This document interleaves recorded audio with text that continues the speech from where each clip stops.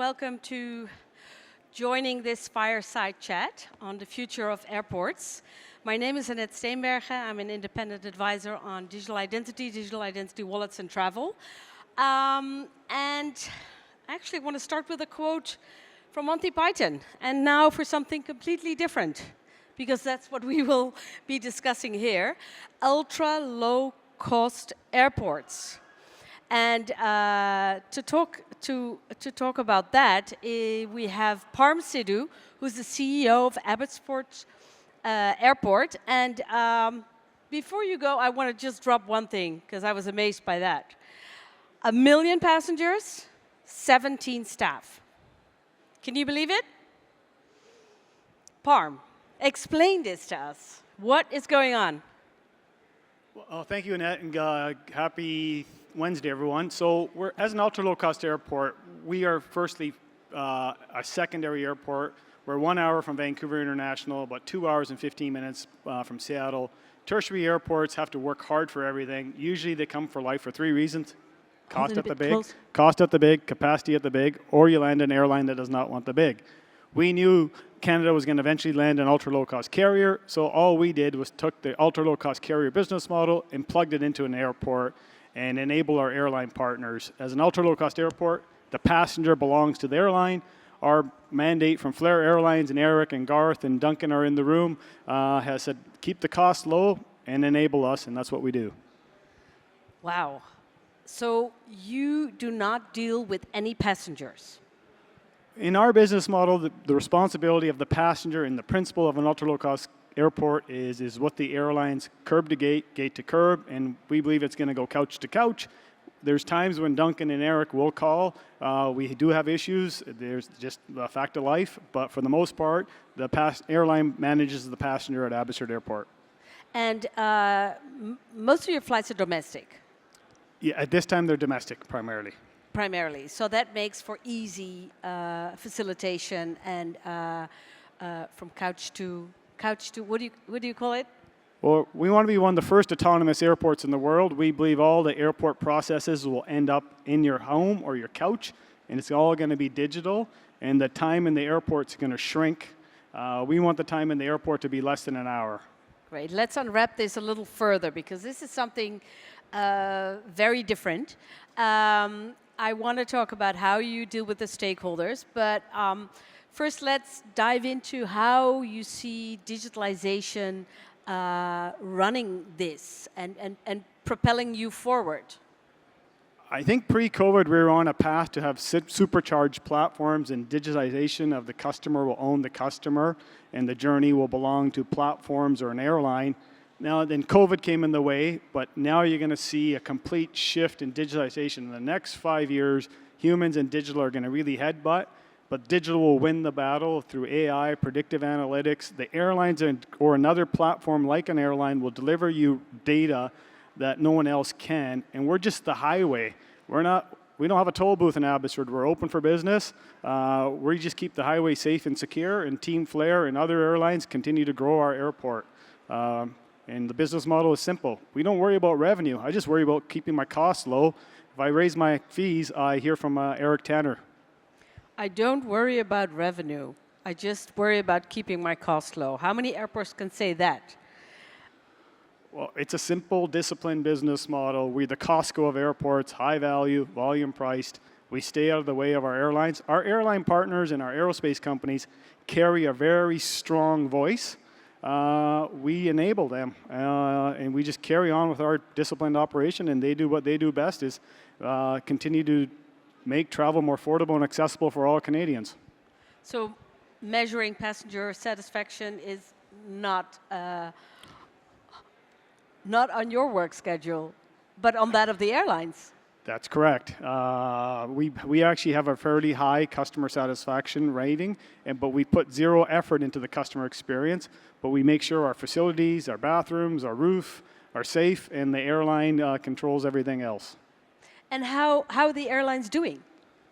Well, had COVID not hit, I think you would have seen couch-to-couch experiences get expedited now, and now it's going to be right in front of us. The AI, the predictive analytics are just going to, the customer will take themselves couch to couch You'll see mobility as a service. You're just going to see things differently through digital identity, voice-activated stuff, robotics. We don't even think we'll have parking left at Abbotsford Airport by 2040. It's all going to be robo-taxis or VTOLs connecting you seamlessly through one portal. And like I said, I want to talk stakeholders because at an airport, you always have your stakeholder meetings. You discuss all aspects of the operation, passenger facilitation. Do you have those kinds of meetings? It's a partnership on everything we do, and we're open for business. We hear from our airline partners as needed, when needed. Sometimes it's daily, but for the most part, it's pretty well a fluid conversation that they're enabled, and they trust us, we trust them, and we stick to our core. Every now and then you are going to have a hiccup, but our hiccups are more around bad weather and inclement weather. Even that's going to change through predictive analytics. So imagine if I had a flight out of Abbotsford to Mexico, and Flair eventually will say, okay, Parm, you're leaving in 3 days. The probability of snowstorm is 50%, and I can turn around and make a decision 3 days before. I'll just cancel. Problem is in Canada, we get hit with snowstorms. Everything else is shut down from schools. Everyone's going home, but everyone's running to the airport thinking they can get on a plane. Yeah, it's of course it's the norm in winters in Canada. So how did the airlines have to adjust? Did they adapt? And are they? I'm sure they're happy because their costs are lower as well. Or have they been investing? Well, as an ultra-low-cost airport, we have 17 staff. We run a full international airport for $6 million. Flair turns a plane out of Abbotsford, a 737 MAX, with 189 seats for about $580 or $4 Canadian all in. So when they charge $49 out of Abbotsford, they only have to pay us $4. And if they fill that plane up to 99%, I think it goes down to about $3.60 Canadian per passenger. In euro, that'd be about $2. €2. And they run, of course, they run the arrival, check-in, and that all goes smoothly. They don't have partners for that. They do everything themselves. In our airport, we have third-party partners that the airlines will procure and hire as their agents above and below. We just stay out of their way, and like I said, it works. We were one of Canada's fastest-growing airports from 2015 to 2023. We basically were the first airport in Canada to recover to pre-2019 levels, pre-COVID levels, daily, weekly, monthly, annualized. And it's a utilitarian model, but if someone wanted to measure us on finances, we have no debt. In 2023, we had a operating margin of 52%. 52%. That's cool. What is your growth path? What do you what investments do you need to make? Right now, I can probably get to 2.5 million passengers, and if technology does what it does, my investments are very limited. We build high-value infrastructure at the lowest possible cost, but it's driven through voices from our airline partners. If they want loading bridges, we will give them loading bridges, but they don't want this stuff, so we deliver what they've asked. Infrastructure-wise, we make the investments that they need to make them more efficient. So it's together with the airlines, you decide how to grow, of course. But the airlines need to make investments then. They need to make investments into aircraft, not at our airport. They hire third-party agents that will provide the air stairs and everything else. We simply just provide the roof, and they provide the metal, and make travel accessible and affordable for all. Wow. So this is, again, like I said, something completely different. I'm sure it's not like a model for big international hubs that need to, entertain people, travelers for, a couple of hours while they're transferring between flights. But for a domestic airport, it makes, what's the average price? Do you know the average price for a ticket? Right now, I think you can fly to Calgary or Edmonton for about $49 or $79 base fare one way. Yeah, so that's a really low. So you're an ultra low-cost airline working with ultra low-cost carriers. Yes, you're in the ULCC club. Some days our fares, I think Eric's in the room, $9 one day. We can get fares as low as $9. You don't see fares that low. You can only do that in Abbotsford because we don't have other fees. So you're really an example for other regional, smaller airports that, that don't want to spend too much, but still offer the service? Do you see? Do you get interest from other airports? Yeah, like again, if you have an airport, we're open for business. We're willing to model and show what we do. We have a very simple business model that enables the airlines. Without the airlines, we have nothing. We have 3,000 passengers in '96.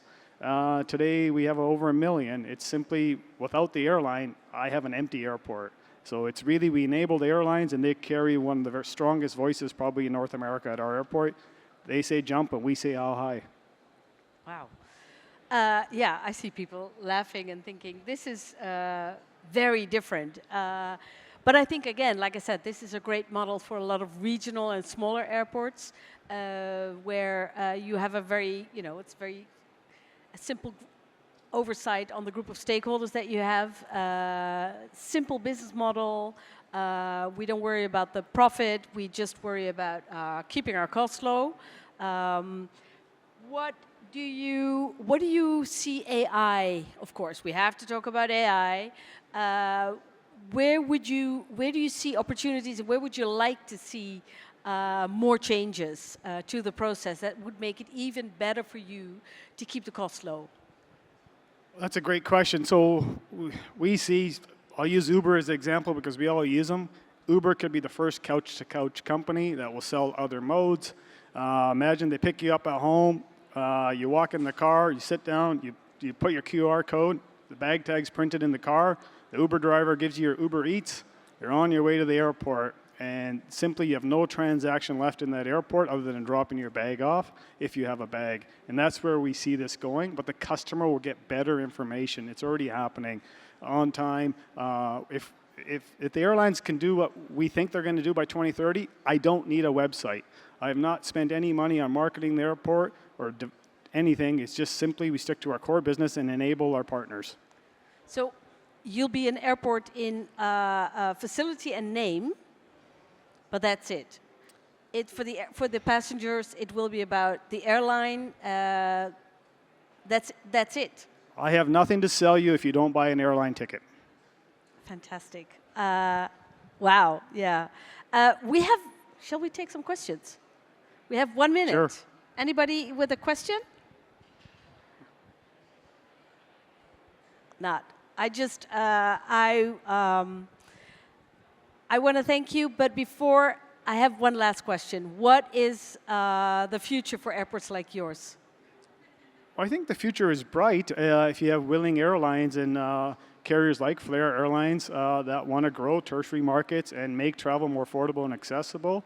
No one's perfect, but they're trying to lower the costs of air travel that actually increases the volumes. And their heart's in the right place. We're all trying to make a difference and make travel more affordable and accessible for all. With that, I ask you to give a round of applause for Parm Sidhu of Abbotsford International Airport. Thank you, Annette. Thank you, Parm. Wow.